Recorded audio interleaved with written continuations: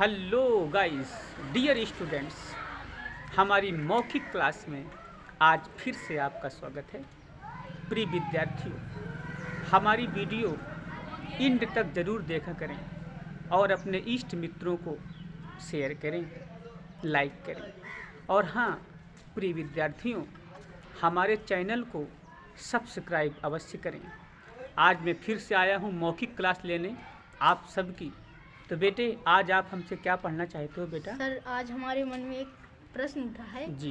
कि सर, ये जो आदत संबंधी प्रश्न आ जाते हैं, आदत संबंधी वाक्य। तो सर इसको कर नहीं पा रहे हैं। अच्छा, मतलब जिनमें हैबिट प्रकट होती है, Yes, आदत sir. प्रकट होती है, ये कहना चाहते हो? Yes sir. चलो, बहुत ही अच्छा प्रश्न है बेटा आपका। तो आइए हम विस्तार से आपको समझाते हैं बेटा। देखो, ऐसा होता है बेटा, यस सर। इसको बोलते हैं हैबिचुअल एक्शन, आदत संबंधी वाक्य। जो हैबिचुअल एक्शन होते हैं, यहाँ पर आदत प्रकट हुआ करती है। तो कोई भी सेंटेंस है, उसमें हैबिट प्रकट होती है या फिर आदत प्रकट नहीं होती है बेटा, ये हम कैसे जान पाएंगे बेटे? इसमें इसकी पहचान होती है बेटा। तो सभी जितने हमारे विद्यार्थी गण हैं, आज मैं आपको हैबिचुअल एक्शन पढ़ाने जा रहा हूँ, आदत संबंधी वाक्य पढ़ाने जा रहा हूँ बेटे। स्वाभाविक कार्य, हैबिचुअल एक्शन, इसमें हैबिट प्रकट होगी बेटे, आदत प्रकट होगा। तो इसकी पहचान ये है बेटा, जिस वाक्य के क्रिया के अंत में आ करता है, ई करती है, ए करते हैं, आ करता हूँ, ई करती हूँ, ए करते हैं, आ करता था, ई करती थी, ए करते थे, आदि शब्दाएं। अगर ऐसे शब्दाएं बेटा, तो आप समझ लेंगे कि यहाँ पर आदत प्रकट हो रही है। बात समझ में कि नहीं बेटा? Yes sir. तो पहचान आप लोग समझ गए Yes. कि जिस वाक्य के क्रिया के अंत में आ करता है, ई करती है, ए करते हैं, आ करता हूँ, ई करती हूँ, आ करता था, ई करती थी, ए करते थे, आदि शब्द हैं। तो बेटे आप समझ जाएंगे कि वो टेंस हमारा कौन सा है बेटा? हैबिचुअलेशन। हैबिचुअल एक्शन, मतलब उसमें स्वाभाविक कार्य है, आदत संबंधी वाक्य हैं। अब इसको हम ट्रांसलेट कैसे करेंगे? सबसे मुद्दा ये देखो, एक बात ये है बेटा, आदत जो होती है बेटे, या तो प्रेजेंट में प्रकट होती है या तो फिर पास्ट में। फ्यूचर न हमने देखा न तुमने देखा, भविष्य में कोई कार्य इसी तरह होता रहेगा, क्या किसी ने देखा है क्या? No sir. इसका मतलब ये है कि आदत जो है बेटा, या तो प्रेजेंट में प्रकट होती है या तो फिर पास्ट में प्रकट होती है। तो प्रेजेंट का बेटा दूसरा नियम होता है और पास्ट का दूसरा नियम होता है। तो पहले हम चर्चा करें प्रेजेंट की। अगर बेटा प्रेजेंट टेंस है और उसमें आदत प्रकट हो रही है, ठीक है, तो जैसे एक बात ध्यान दीजिएगा, जो पहला नियम ये है बेटा, अगर सब्जेक्ट बहुवचन कॉमन नाउन हो, अगर सब्जेक्ट बहुवचन कॉमन नाउन हो, तो उसके से पहले द हटा देने से आदत प्रकट होने लगती है। ये नियम होता है बेटा कि बहुवचन कॉमन नाउन के पहले हमेशा द का प्रयोग होता है, लेकिन अगर आप द को हटा दोगे तो आदत प्रकट होने लगेगी। जैसे हम कह दें कि चिड़ियाँ आकाश में उड़ा करती हैं, चिड़ियाँ आकाश में उड़ा करती हैं, अंत में आ करती हैं, तो ये आदत हो गई, ठीक है ना? Yes. अब इसका जब आप टेंस करेंगे तो आप लिखेंगे द बर्ड्स। अब द लगाना चाहिए, लेकिन आपको द हटा देना है। जब आप द हटा दोगे तो आदत हो जाएगी। तो आप लिखेंगे birds fly in the sky, birds fly in the sky. मतलब आपको द का प्रयोग न करने से आदत प्रकट होती है, लेकिन ये नियम केवल बहुवचन कॉमन नाउन में ही लागू होगा। जब सब्जेक्ट बहुवचन कॉमन नाउन का हो तो द को हटा देने से आदत प्रकट होने लगती है। समझ गए बेटा? यस। जैसे आ जाए कि कुत्ते भौंका करते हैं, आ करते हैं, आदत हुई। Yes sir. तो द डॉग्स नहीं, केवल डॉग्स लिखें, डॉग्स बार्क, डॉग्स बार्क। समझ गए ना? Yes sir. तो ये बहुवचन कॉमन नाउन की बात है बेटे। लेकिन अगर बहुवचन कॉमन नाउन के अलावा अन्य सब्जेक्ट आ जाएं, अन्य और कोई कर्ता आ जाए, तो क्या करना है बेटा? वहाँ पर आपको सब्जेक्ट के बाद is accustomed to, I am accustomed to, are accustomed to का प्रयोग किया जाता है। कहने का मतलब अभी हम प्रेजेंट की चर्चा कर रहे हैं प्रिय sir. विद्यार्थियों, अभी हम प्रेजेंट की चर्चा कर रहे हैं।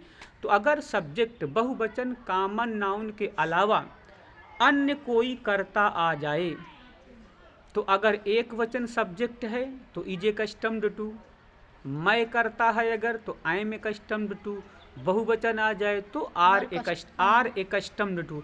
जैसे हम कह दें कि मोहन स्कूल जाया करता है, मोहन स्कूल जाया करता है, आ करता है, आदत प्रकट हो रही है। Yes, sir.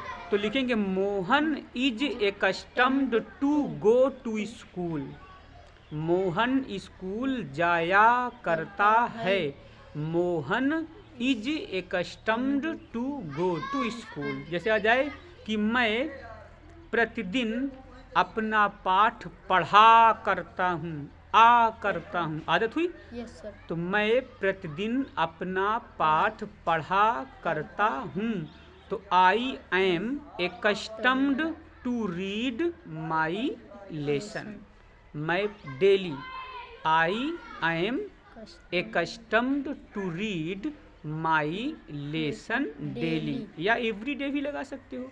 तो मैं प्रतिदिन अपना पाठ पढ़ा करता हूँ।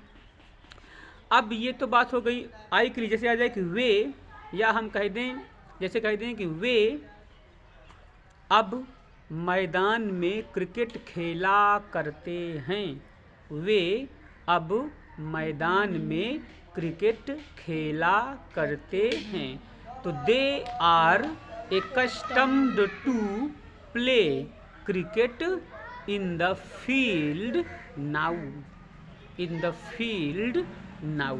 तो ये तो हमारे प्रेजेंट की आदत है। अब अगर हम पास्ट की बात करें, अब पास्ट की हैबिट की बात करें, तो पास्ट में बेटा आप लगाएंगे यूज्ड टू। क्या लगाएंगे? सब्जेक्ट के बाद आप यूज्ड टू का प्रयोग करेंगे, या फिर आप वुड का भी प्रयोग कर सकते हैं, WOULD, वुड का भी प्रयोग किया जा सकता है। अगर पास्ट की आदत प्रकट करनी हो, पास्ट की आदत बतानी हो बेटा, तो चाहे आप यूज्ड टू का प्रयोग करें या फिर आप वुड का प्रयोग करें। जैसे मैं कह दूं कि वह स्कूल जाया करता था, वह स्कूल जाया करता था, तो he used to go to school, वह स्कूल जाया करता था। या फिर हम इसे ऐसे भी कह सकते हैं कि he would go to school. ये भी हमारी आदत है, ये पास्ट की आदत है। जैसे मैं कह दूं कि मेरी दादी माँ, मेरी दादी माँ मुझे कहानियाँ सुनाया करती थी, मेरी दादी माँ मुझे कहानियाँ सुनाया करती थी। तो माई ग्रैंड मदर, मेरी दादी माँ, my grandmother used to tell me the stories, सुनाया कर, मेरी दादी माँ मुझे कहानियाँ सुनाया करती थी। तो my mother used to tell me the stories. समझ गए बेटा? इस प्रकार से ये तुम्हारा, तुम केवल सुना करो, पहले सुना करो, फिर हम उत्तर पूछेंगे, प्रश्न पूछेंगे, तब बताया करो, ठीक है? नहीं तो डिस्टर्ब हो जाता है ना। पहले आप सुना करें, ठीक है बेटा? तो कहने का मतलब, अब पास्ट की आदत भी समझ गए कि नहीं समझ गए? पास्ट की आदत, जैसे हम कह दें कि मोहन लकड़ी काटने के लिए जंगल जाया करता था, मोहन लकड़ी काटने के लिए जंगल जाया करता था। तो Mohan used to go to forest to cut wood, Mohan used to go to forest to cut wood. या फिर आप लिख सकते हो Mohan would go to forest to cut wood. तो प्रिय विद्यार्थियों, आज मैंने आपको हैबिचुअल एक्शन के बारे में बताया, आदत संबंधी वाक्य मैंने बताए, और मुझे पूरा भरोसा है कि प्रिय विद्यार्थियों आपको पूरा कंटेंट समझ में आ गया होगा। प्रिय विद्यार्थियों, हमारी वीडियो मौखिक रहती है, मुझे उम्मीद है कि मौखिक आपको बहुत ही अच्छा लगता होगा। आप सभी लोग हमारे चैनल को सब्सक्राइब करें, लाइक करें। प्रिय विद्यार्थियों, एक अपील करना चाहता हूँ कि हम लोग शिक्षा की ज्योति हर जगह प्रज्वलित करने का प्रयास कर रहे हैं, तो ऐसी स्थिति में हमारे चैनल को भी आप लोग हर जगह सब्सक्राइब करें, क्योंकि मैं देख रहा हूँ कि काफ़ी दिन से चैनल सब्सक्राइब बहुत कम लोग कर रहे हैं।